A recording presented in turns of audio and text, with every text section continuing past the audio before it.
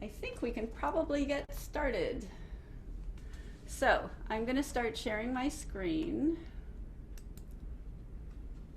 Let me just find it. And we will start the slide.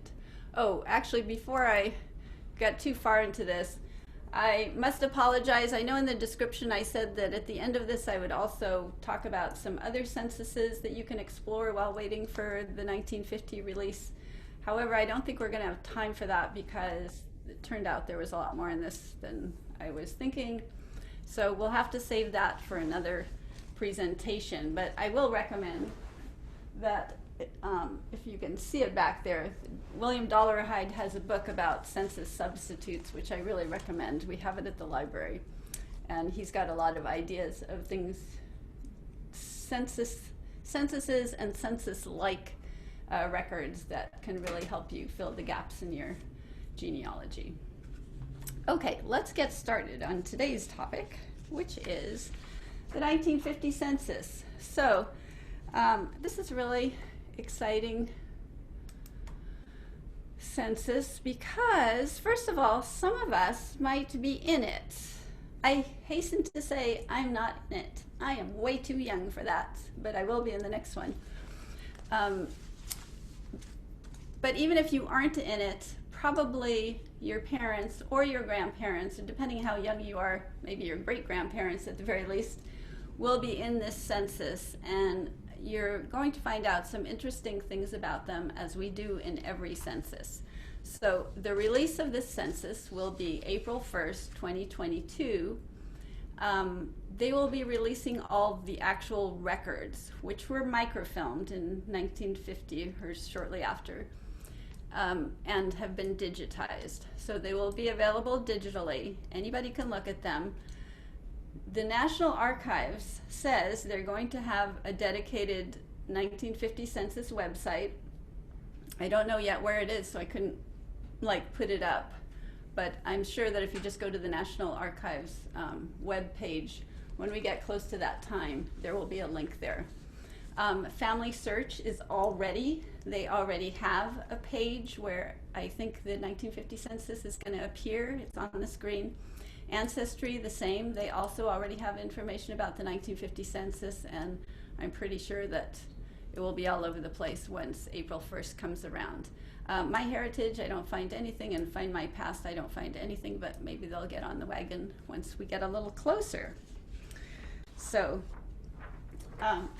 this is going to be an interesting census because many of the people on it are still alive today.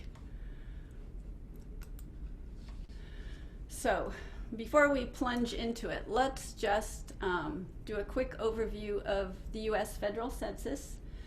We'll look at a little bit of what 1950 was about for all of you who don't remember it, which is probably everybody practically. We'll talk about how they went about taking this census, the things you can find, the questions. I'm not going to go through every single question because that would really lengthen things too much, but I did put a list of all the questions that were on the census on your handout for easy reference. We'll talk about how you can locate people, especially since initially there will be very little in the way of a census, and in the way of an index, and we'll talk about that some more. But the National Archives says they are working on having at least a rudimentary name index once the census is released. We don't know exactly how much that will include, so we'll talk about that in a minute. We'll talk about some tools for searching the census, especially if there's no index, and how you can just sort of keep updated. So facts about the U.S. Census. Most of you as seasoned genealogists probably know most of these facts or all of them, but just in case, it is constitutionally mandated. It's not really a thing for genealogists, even though we get so much pleasure and benefit out of it. It's in the Constitution, Article 1, Section 2, and it is very important because that is how we establish proportional representation of states in the House of Representatives. The more population you have in a state, the more representatives you get in Congress. So that's why it has always been very important to the government, and really should be to all of us, to make sure that every single person is counted, because they use those numbers as a basis for deciding how much money different states need for different projects, federal roads projects, schools, playgrounds, all sorts of things. And then local municipalities, governments, and so on also depend on those statistics for their planning purposes. So it is important to count everybody, and genealogists can really appreciate that, because we want everybody to be counted too for our own research. So the census is taken every 10 years. It began in 1790. That's the first one. Some of the 1790 census did not survive for all of the states that there were at the time, which are just the eastern states. But that's when the first ones were. And most of 1890 census was destroyed by fire, as genealogists are still weeping and wailing about. And a couple facts that maybe you don't know yet, that I didn't know and I just discovered. 1950 is the last census that they really had enumerators going door to door everywhere. Because after that they did a few sort of projects to see how mail-in ballots and so on might work, and they got such good results that by 1960 they decided to mail the census questionnaires, and that is what they do today. That's what they did on the census that we just did in 2020. And the reason is it's a lot cheaper, because paying all those enumerators, and the population has grown tremendously, was just cost them a fortune. So, and the sad news is that all 20th century censuses were destroyed after microfilming. They would microfilm them, and then they say, we don't need all the paper, and they would get rid of it, which, as you know from other microfilming projects, that can be unfortunate, because sometimes the microfilm is dark, sometimes it's not good, sometimes they miss something, but there we are. Now, why are we getting this census, the 1950 census? That was 72 years ago. Why are we only getting it now? The reason is that all the censuses are confidential for 72 years. That is for privacy concerns. However, the theory that it's because of life expectancy has not stood up to the facts. The 72-year cutoff happened sort of by accident. In 1934, the National Archives and Records Administration was formed. And in 1942, the Census Bureau sent all of the census records it had over to it. And so NARA decided, well, we can release everything up to 1870 for public view. And so that sort of established a de facto 72-year rule. And then the following, for the 1950 census, the Census Bureau sent it over in 1952 and said, please keep it sealed for 72 years. So since then, it's 72 years. In the very early days, up to, I think, 1880, let me see. Yeah, up through 1870, they used to have one local copy at the courthouse, and they'd send another one to the census to Washington. And so you could actually go see the results of the census that you had just participated in right away. And you couldn't really see the whole country's census without going to every courthouse, but you could see yourself in the census. They stopped that from starting in 1880, and they no longer had a local copy, and they sent everything to Washington. And it was kept closed to the public until 1942, basically. So that is, I'm sure you were all very curious about the 72-year rule, but I thought we should get that out of the way. Now, what was happening in 1950? First of all, we still only had 48 states, but the census did cover all the territories, and I'm very sorry that this map actually does not show the territories. Doesn't have Alaska and Hawaii, let alone Puerto Rico and U.S. Virgin Islands, but I had trouble finding the perfect map, which would also work as a backdrop. So there we are. In 1950, there were 152.3 million people in the U.S. And as you can see, now we're at 332 million, more than that, in fact. So we've doubled, basically. And that is another reason why they've decided they can't really afford to send enumerators to every house in the country. At that time, the average family income was $3,300 a year. So that's gone up a lot. But on the other hand, inflation has too. A gallon of gas back then cost about 27 cents. Americans were just tuning into television sets, so they were buying them like mad. It was the beginning of the baby boom. It was also the beginning of the Cold War, and the Cold War was sort of well on its way at that point. There was a post-war building boom, and that is sort of reflected in the questions they were asking in the housing schedule of the census. The government wanted to know what was being built, when, what money would be needed for future building projects, that kind of thing. And it's good to remember that the census questions always reflect what the government was interested in knowing about for its own purposes. It's never about what genealogists would like to know, and I know that's really unfortunate, but that is why the questions change every 10 years. Sometimes they're focusing on one thing more than another, and basically they're trying to figure out how they're going to need to allocate government funding, where there's going to be the biggest growth in certain kinds of needs. So you'll see that reflected in the 1950 questions.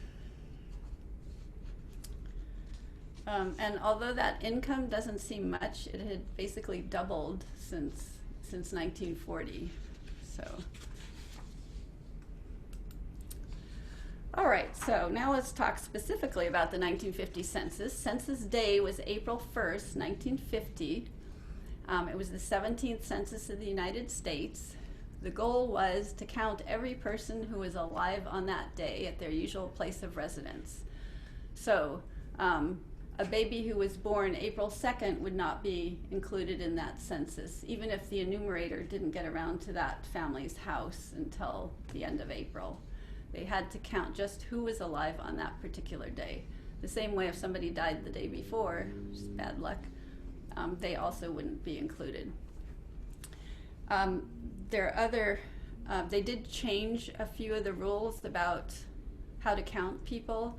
For example, college students were now supposed to be counted at their college if they were living, say, in a different state and living in the dormitory there in an apartment. They would be counted there rather than with their family back home, the way they had been in 1940.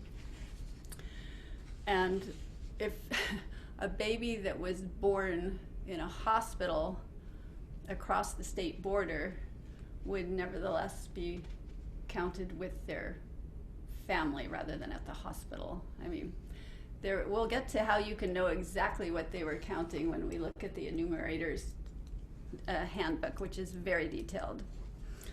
So the other thing that the other goal of the Census Bureau was to make this census more accurate than ever before. So they did a lot of extra sort of surveys. They went back afterwards and did some sampling to see if how many people they'd missed. They also had a missing persons forms that they put in the newspapers for anybody who had failed to be enumerated. They were supposed to sort of call in and give their information. They also had a special night to count people at transient places like trailer parks or camping grounds or the YMCA or hotels. So they had a lot of things that they were doing to try and count the most accurately that they had ever done it. So as I mentioned, the release date for this individual information, keep in mind that the statistical information has been available since the 1950s. They always compile all the data into statistical reports, that sort of cover, you know, state level, municipal level, and so on, how many of this, how many of that. But the individual data, which is what we want, is being released April 1st. It's more than 65 million images, 6,373 rolls of microfilm. And if they had, sadly, they did not microfilm the housing census. The only one they did was the population census, because the housing, they basically extracted all the data for statistical purposes and then felt they didn't need to keep the individual detail, which is oh so sad, because there were some very interesting questions about people's houses, whether they had a toilet, whether they had a running water, all sorts of things like that, that we would love to know about our ancestors, but we will not be able to see that. Microfilming all of that cost about $738,193 in today's dollars. So it was pretty expensive to do, and if they'd included the other schedules, it would have been twice or three times that. So you can sort of understand it, but it's still, it bothers quite a bit. They said the essential value of the population schedules are preserved on microfilm, and the data contained on the housing schedules are adequately summarized in publications of the Bureau of the Census. So, boo-hoo, I mean, that is how it goes sometimes. So let's talk about the process. So they had about 140,000 enumerators. This time they had a kind of top-down system where one group of people would train a larger group of people who would then train a larger group of people, which was a slightly more efficient way of doing things. And as you can see, they visited people in their homes. They had a big portfolio that only the enumerator could write in. They didn't let the respondents themselves see it or write in it. And they just met them where they were, even if that was out in the backyard. Sometimes people didn't want to let them in their houses. And the enumerators received a lot of instructions about how to deal with situations like that. This is sort of their training program, where they had chief instructors, then they had instructors under them, then they had crew leaders, and then they had the actual foot soldiers of this who went out and collected the information. So here is the enumerator's reference manual, which you can read for yourself. The link is on your handout. It's pretty fascinating, and I really recommend, once you actually start looking at this census, it will explain a lot of things and help you interpret what you might be seeing on the census, because you'll see what the enumerator was supposed to be doing. So each enumerator was assigned one enumeration district. That would be the area that they could comfortably cover in probably a couple of weeks. And they would get a portfolio containing all the supplies that they needed, including a description of their area and a map, and we'll be talking about those maps. And we're not going to go into all their instructions because it's quite a big book, but there's some really interesting details in there that I really recommend you have a look at. Also on the census this time, there was a notes area. Enumerators were told that if they thought that the respondent was not being truthful, they could write down what they thought the answer really was and make a note of it. So I'm looking forward to maybe seeing a few notes like that on the census. They had a big campaign to get people to sort of cooperate with the enumerators, because just as in our last census, not everybody wants to answer questions. Even genealogists, sometimes they want their ancestors to have answered questions, but they don't want to do it themselves. So they had a lot of kind of fun ads. You can tell your right age to this gentleman. And do you share a bed? And jokes. Do you cook with gas? No, I use a cookbook. Do you have running water? No, we can turn it off. Ha ha. So I have put the, you can actually see their advertising campaign directions and suggestions at the National Archives. They're digitized. Okay, so they used a series of forms depending who they were talking to and what they were collecting. As mentioned, so they had P1, which was the population census, which is what we're all basically waiting for. On the back of that was the housing information, and you can look at that. You can look at the form and see what the questions were. The housing information, as mentioned, they did not microfilm, and so we do not have the individual details for those questions. A second one that they did was the individual census report. That was, instead of the P1 was like listed many households on one page. The P2, each report was for one person or one family, and that was for people who had been missed, or people that, as I mentioned, who were in hotels or places where they were not permanent housing. And the information they got from those reports were, employees later copied those to the main population census. So you won't see them as separate forms. You'll see those people as part of the regular population release.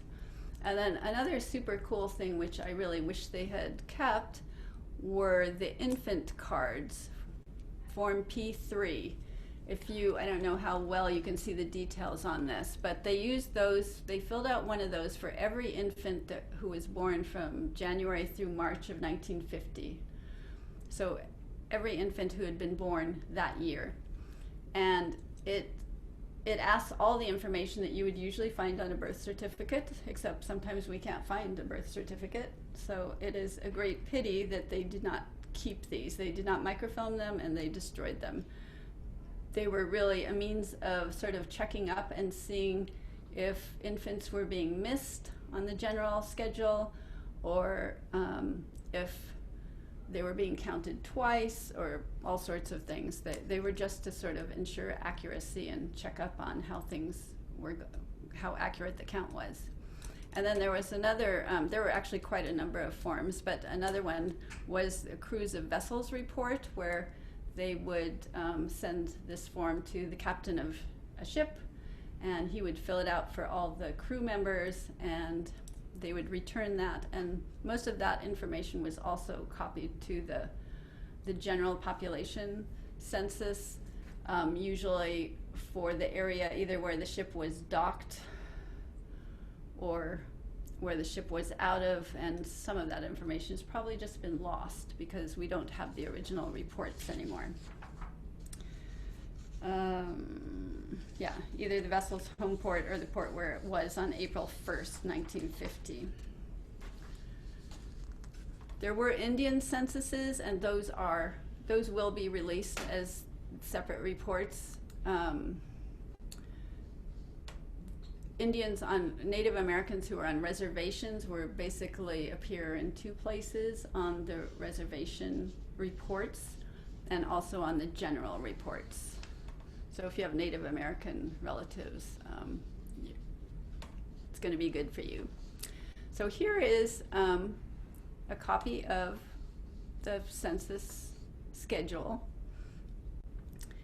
And as I said, only the information that was taken on this side survives. They also did agriculture schedules, but they did not keep the information for individual farms. Once again, they just extracted the statistical data and destroyed the actual schedules, which is a shame. But they did ask some great questions, so you can go and look at these reports and see sort of how many farms there were in the area where your ancestor was or whatever, but that's about all you can do. This census, there were only 20 questions for everyone, and you may have noticed that over the years there's a gradual decrease in the number of questions that are asked of everybody because they're going more and more to sampling. So there's already 14 less questions asked of everyone than there were in 1940. One very sad change is that the informant was not indicated. The 1940 census is the only one where there was any indication of who gave the information. And that is priceless information because, as you know, normally you have no idea where that information came from. Was it a neighbor? Was it the 4-year-old in the family? Was it the senile 90-year-old? You just don't know. Or was it a spouse who knew really nothing about the other spouse's parents, that kind of thing. So informants, we won't know on this one. 6 people on sample lines were asked additional questions, and the 6th person was asked even a few more questions, good questions, so you've got to hope that your person was in that line. People over 14 were asked questions about employment, but only the people on the sample lines were asked about income. Foreign-born were asked if they were naturalized, but we don't have that detail that we have on some other censuses of whether they'd applied for first papers or whether they'd completed the process, just whether they were naturalized or not. This is sort of just a close-up so you can see it a little better of the form, of Form P1, where these are the questions that everybody was asked. And then here's the questions everybody over 14, because it was presumed under 14 you're probably not working. Those were all questions about work, what you do, and who you're doing it for. There is some nice, there were a lot of codes also for what types of occupations there were. And here they asked what kind of work was he doing. For example, nails, heels on shoes. I mean, I think that's an interesting example. Chemistry professor, farmer, or farm helper. Those are the examples they give. Also armed forces. As mentioned, so they used sampling just like in 1940, but more people were asked these sample questions. And it was every 5 people, basically. So if your family was at least 5 people, then somebody in that family was going to be asked the sample questions. If they were less than 5 people, it's sort of a crapshoot. Either they were one of the sample people or not. So the 6 samples were asked where they lived in 1949, which is always the helpful thing, education level, some questions about income. Men were asked about military service, and strangely, and I don't know what that number 16 is, I think it floated out of there. I'm not sure what happened women did serve in the military at that point, so I'm not sure what they did about whether they asked women also about military service. And then that 6th person was asked the best questions because they were asked about the previous job that they had, if they were married more than once, whether they were married more than once, and if so, how long ago that was, how long ago they had been divorced, for example.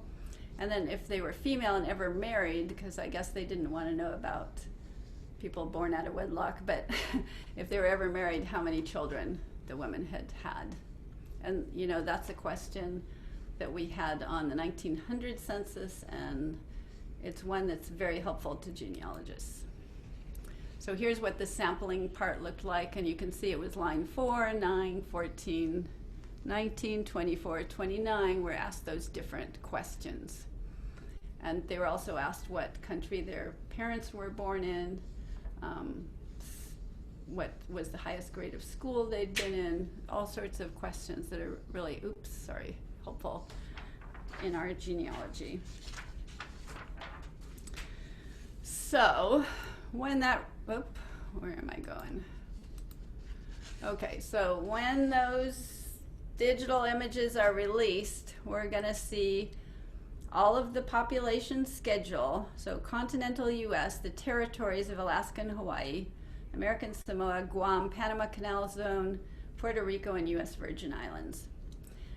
We're also going to see Canton, Johnston, Midway, and Wake Islands in the Pacific Ocean, I believe because there were military installations there. So if if you have somebody in your family who is stationed there, they will be included. As I mentioned, there was an Indian reservation schedule for Native Americans living on reservations, and they will appear on both these P8 forms and the P1 forms. So you have a good chance of them not being missed, because if they're missed on one, they'll probably be on the other. There was something else I wanted to say about that. There will be no physical microfilm available for researchers anywhere, just the digital, and possibly, because I think not even at the National Archives will you be able to access that, because they just have the copy that they're saving. Oh, I know. They also did something different in this census, where they collected and they made arrangements with the Defense Department and other government bodies who had employees working overseas. So they had them collect information about those people. However, nobody really knows what happened to that information, because none of it was put into the P1 form, and they think that maybe they just collected it for sort of informational or statistical purposes, because those people do not apparently appear anywhere on the schedules that are going to be released. So if you were hoping to find your overseas relative, that's not going to happen this time. Okay, so now we want to know, how are we going to find people on this? What about the index? You may remember that the 1940 census, which was released in 2012 and was very exciting also, was released with no index whatsoever. They had an arrangement with, I think, archives.org, archives.com maybe. Anyway, with a commercial company to get it indexed. And Family Search started a volunteer indexing project, and they actually had the whole thing indexed within 6 months or less, much faster than they had expected. This time, they will probably be doing, Family Search will also be doing basically the same thing again. And I think Ancestry.com and MyHeritage may, they haven't said anything yet. But the National Archives this time says they are making a dedicated 1950 census website, which they are fortifying so that it won't crash on April 1st when every genealogist in the world launches themselves on it. And they have been working on a very basic name search function using artificial intelligence and machine learning, together with optical character recognition, which is what we use to make digital images searchable.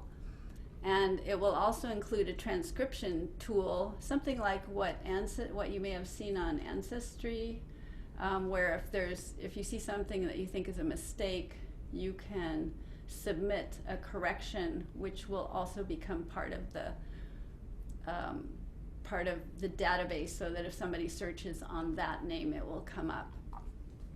So we will be able to submit corrections when we find our people and realize that the name in the search engine is wrong. But I think it's not clear exactly what this sort of rudimentary index will include. If it's only names, I would think that if you're looking for John Smith and you can't narrow it down by location, this index will not be helpful to begin with. Family Search is also planning to use technology to get a head start. They won't be able, as far as I know, they can't start their index until the official release date. The National Archives, of course, they have control over the microfilm and the digital images, and so they've already been working on this index. So we'll see what we see on April 1st. But I think we're not going to have a great index to start with, no matter what, and we will have to wing it a little bit. And I must admit, with the 1940 census, I just didn't get around to really looking at it until there was an index.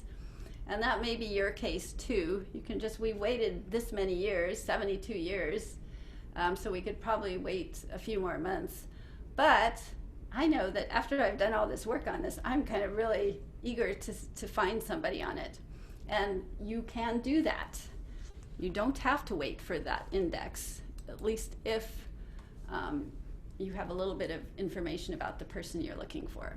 So your first step will be to figure out who you actually want to find, who are the people who would be there, like who was alive in 1950 that you're curious about, and what would you like to know about them. I think even if it's somebody that you know well, like say my mother and my father, I don't actually know what they were doing in 1950, and I'm sure there might be some surprises, just things that I did not realize about them. And if that's the case for them, even more so with some other people, like my grandparents or uncles, aunts, things like that. So first make a list, figure out what you want to know and about who. Then your key is going to be finding out where they were. And to do that, you're going to be looking for their enumeration district, or ED, as I and everybody else has been calling it. So what is the enumeration district? I think I mentioned it, but it's a basic geographic area of a size that could be covered by a single census taker within one census period. And that census period was usually anywhere between 2 and 4 weeks.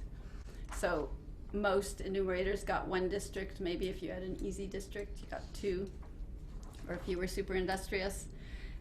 Now, you're not going to want to scroll through a billion pages of the census hoping to happen upon your ancestor, but 1 enumeration district is quite doable, because if it's a city, that could be just a few blocks. If it's a very unpopulated county, then it's a few farms. So it's quite easy to actually go through page by page like we used to do with the census and find somebody. So this is from the 1940 census, but the system is the same. Starting in 1930, they started assigning a prefix to each county and then another number to the actual district in that county. And then I think, let's see, starting in 1940, they started giving large cities their own prefix, and those would come at the end of everything for the county. So we're going to be looking for that number for our person. And once we have that number, that means we have an area that's going to involve, I don't know exactly how many census pages, but a number that you can certainly scroll through without spending all day and all night at it. Now, to be able to do that, you will need to know what their address was. And you're all genealogists, so you know there's a lot of places where somebody's address might appear. One of the best places is a city directory, of course, but there's a lot of other ones. Right down here is a telephone directory for that's my grandfather there. It's got his address. It's also my grandmother's address, but she's not on there. Voter registers often also had addresses of the people. Birth, marriage, or death certificates, if the event happened more or less. You're going to want to look for a document that was created more or less near the time of 1950. So finding a birth certificate from 1930 might not be accurate. They may have moved by then. But if it's all you have, I mean, you can try it. Letters and diaries sometimes will have information about addresses, especially the envelopes. If you have a collection of letters in their envelopes, they will have addresses on them. Employment, school, photographs sometimes will have an address on them. Local newspaper articles. This right here is the World War II draft record, so that was a little bit earlier, but it already had this is, once again, my grandparents. They lived in that house for a good 20 years, so it's got their address on it. So think of all the places. There may be some places I haven't even thought of. Think of all the places that their address might appear. And then, of course, the 1940 census. If they hadn't moved since 1940, that's an excellent place to find their address. And then, just in case I wasn't clear, once you have that enumeration district number, that will get you to the first census page for that enumeration district. Then you have to scroll through each page of the district until you find the family. That's not a bad thing because, first of all, it gives you a lot of information about who lived around them, what was in the neighborhood. And oops, I'm going, wait a second. I am, let me see. Let me get back to where I was. Yeah, I should have done it better. This is actually, I thought that looked so cool, but it's actually the same. It's not really different pages. It's the same page over and over of like the 1920 census, but it's the principle. Okay, so I want to talk about those maps because they're really cool, and even if you have no interest in the 1950 census in terms of finding people on it, it's really worth looking at these maps because they are very cool. First of all, in most cases, the Census Bureau was not doing its own mapping. It would look for maps from close to 1950, 1948, whatever. So they'd be looking for various government, like postal maps, soil survey maps, city and county government maps, state highway department maps were a great source. And once they found one that they thought would work for them, they would draw the boundaries of the enumeration district on it. So what that means is that map might not be strictly accurate. If your house was built in 1949 and they took a map from 1945, that house and maybe even that street might not be on it, but it'll still show you the general area. They also printed on each one a legend with colors to tell you what each color line meant. So red was the county and minor civil district boundaries, and then the enumeration district was always in orange, and the numbers were written in orange as well. But as you can see here on this one, this is for Douglas County, Nebraska. The copyright here is 1939. I mean, this was a Works Progress Administration map, so it's pretty old. There's a lot that might have changed between 1939 and 1950, but that is what they were using for these particular enumeration districts. Let's see. Yeah, and sometimes you'll find that the lines they drew like cover up the streets, so you might have a little trouble locating your particular street.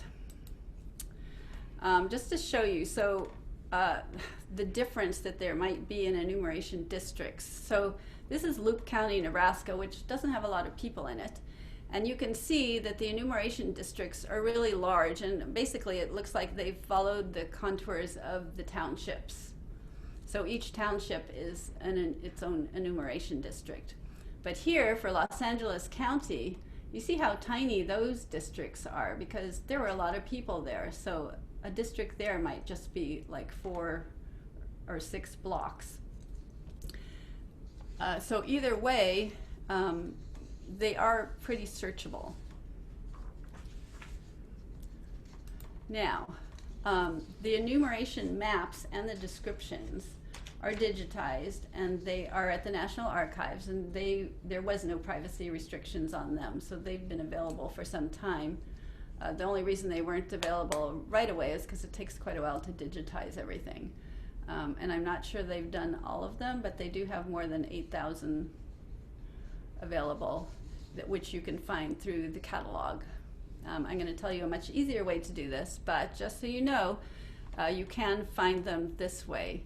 And only the county maps and city maps with more than 5 enumeration districts are online. So for Omaha, I tried looking for Omaha, but apparently Omaha was too small a city at that time, so you have to look for Douglas County instead, and that brought up the map I just showed you, and plus they had I think they had like 3 enumeration districts. So another much easier way, and the one that I really recommend for finding your enumeration district, is the Stephen Morse website. And if you have never used this website, please, please, please go there and spend the rest of your life playing there, because seriously, he has so many useful tools. Every time he thinks of something he wants to know, I guess, he creates a computer tool for it. So the census section is actually just one small section on this huge website where he has ways to figure out the birth date of anybody, translation things, transliteration tools, how to search immigration records in one easy step. He's got a lot of them. But today we're just going to talk about the 1950s. So he's got a nice tutorial. He also has some useful articles about the 1950 census and enumeration districts in general. And I have put those on your census, so please do have a look at those. I will say that actually with his tool, you don't, strictly speaking, even need to go look at a map, because I'm going to show you how to do this. You can come up with the enumeration district numbers without even looking at a map. But I still suggest looking at the map, just because it's cool, and also it gives you a much better idea of where your ancestor was living. So let's see, the tutorial, and then this unified census enumeration district finder, which he actually has for several census years. And we're gonna look at how to use that. Okay, and the best way to do that is to start with an example. So we are going to use, as you might have guessed, my grandparents' house, because as I said, they lived there for quite a long time. I have been in that house many times myself, and there I am right there. That was not 1950, that was later. And that, that was my brother, and that's my mother. And here's my grandfather there, and my grandmother was probably in the house. So they lived in Los Angeles. Today it's considered North Hollywood. And what do? So I want to find out the enumeration district for them. So using Steve Morse's one-step tool, I go to his page, the Unified Census ED Finder. And here, this is a drop-down menu. It's on 1950, but he has it for I think going back to 1880, can't remember. So whatever you can use this for other census years too. And sometimes you do want to perhaps access maps or the enumeration district information because you haven't been able to find your people in an index. And if you're going to look for them sort of page by page, this would be the way to do it.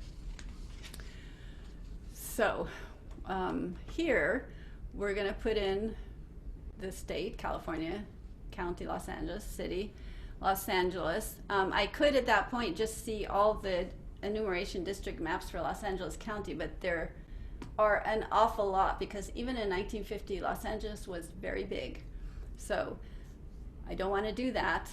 Instead, I put in the house number and the street number, which I know, if you remember those documents I showed, I have a few things, even if I hadn't actually been in that house myself many, many times, I could have found the address on multiple documents relating to my grandparents. So here, once I've done that, that gives me all these enumeration district numbers. That's still a lot of maps to go through. And I want to get it down to 1. Oh, and I forgot to mention that once you put in a number, once you click on this drop down, it will, even without putting down the number, once you've narrowed it down to a city, it will already give you a list of all the streets in that town. It seems to ignore north, south, east, west, but all I had to do was go in the drop down menu to Alfred, and there it was. So here there's way too many results. So I can reduce that number by putting in some of the cross streets. Now, what if I don't know the cross streets, which actually I didn't really? He gives a handy little Google Map link. So I've clicked on that Google Map link, and here's their house. And I'm like, I kind of remember that. I remember going with my grandmother around on La Cienega Boulevard. But anyway, so here's where their house is. I see Oakwood here. North Croft is over there. I think Rosewood is down here. I can't remember. So I put those in, and that narrows it down to one enumeration district number. So I've got it. So then, once I've got that number, memorize it, and now I go back to look at the enumeration district maps. Even though once I have that number, I have what I need to search the census pages for the enumeration district once it's released. But I still want to see the map because, as I said, the maps are very cool. So I would click on this. That brings me to a page where I get this, another opportunity, and I click on Get Enumeration District Map Images. And that takes me to listings of the maps at the National Archives. So they have two things. They have their own viewer, which is faster. It immediately takes you to a page where all of the enumeration districts are sort of lined up, and you can just flip through the maps one at a time. The resolution is not as high. These are all JPEGs for each particular one, and they come up a little slower, but the map quality is really fantastic. And one problem I found is, if you notice, every single one of them says the same thing, and there's even more of them. I cut it off so it would fit on here, which meant I had to just kind of guess. And I was fortunate that in Los Angeles County, at least, they had them all. They had all these JPEGs pretty much in order. So I was looking for. I've just forgotten what our number was. It was 694. So I just kind of took a stab at like, that would be about 1/3 of the way through, or actually a quarter of the way through. And I had to like click on a couple of them till I got to the right one. It's not as much of a problem in a much smaller area where there's only a few, but it never kind of gives you, I would like it if it said 1 to 200 and then 200 to 300 or something. But so that's one little problem when you're looking for it. However, even with that, it did not take me long to find the right map. And you can see the enumeration district, that little tiny square there. And here it is, big. And here you can see there's Alfred Street, there's Croft Street. You see this green line, which I think is the line for either unincorporated or incorporated areas. It kind of covers up some of this, but it's still, and I could blow this up even bigger. And you can see that it's actually a really small area. It's like 6 blocks. There were quite a few houses. There are sort of small houses there, but it would really be pretty easy for me to scroll through those. And that is what I am waiting to do on Census Day. Now, once you've found this, back on the first page we were looking at, once you have this, you have these options. If you click on Census pages, now you get this little thing saying, the 1950 census pages will not be available until April 1st, and instead we'll show you the enumeration district description, which is sort of boundary. It starts at Croft Street, goes this far, this many miles, and so it's like a textual description of the enumeration district. But on Census Day, clicking on that should take you to the first page of that enumeration district. So that is why I think it's a great idea to take some time now, play with this, find a few houses that you would like to find on April 1st or April 2nd or whenever you finally get around to this, because once you have those numbers, you can just easily go to where they start. And then they do have the enumeration districts described written out, and they also have lists of all the streets in that enumeration district, which might be of interest. So that is basically all of it. You can stay updated by signing up with Family Search. Has a sign up where they'll send you updates about the 1950 census. They will also send you any indexing opportunities that come up. It's not yet clear what exactly the system will be, but if you sign up, you will be among the first to know.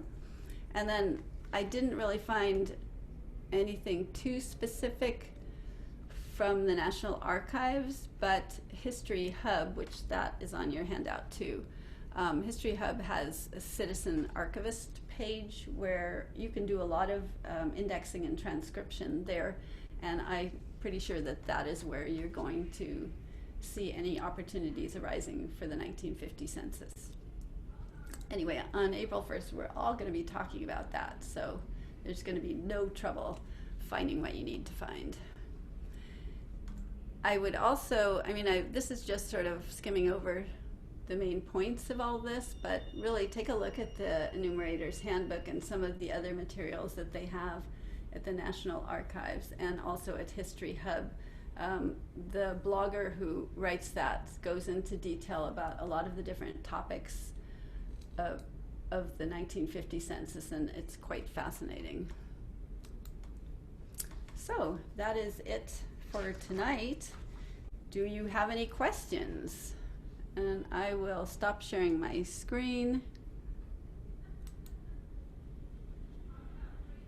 And you can unmute yourself or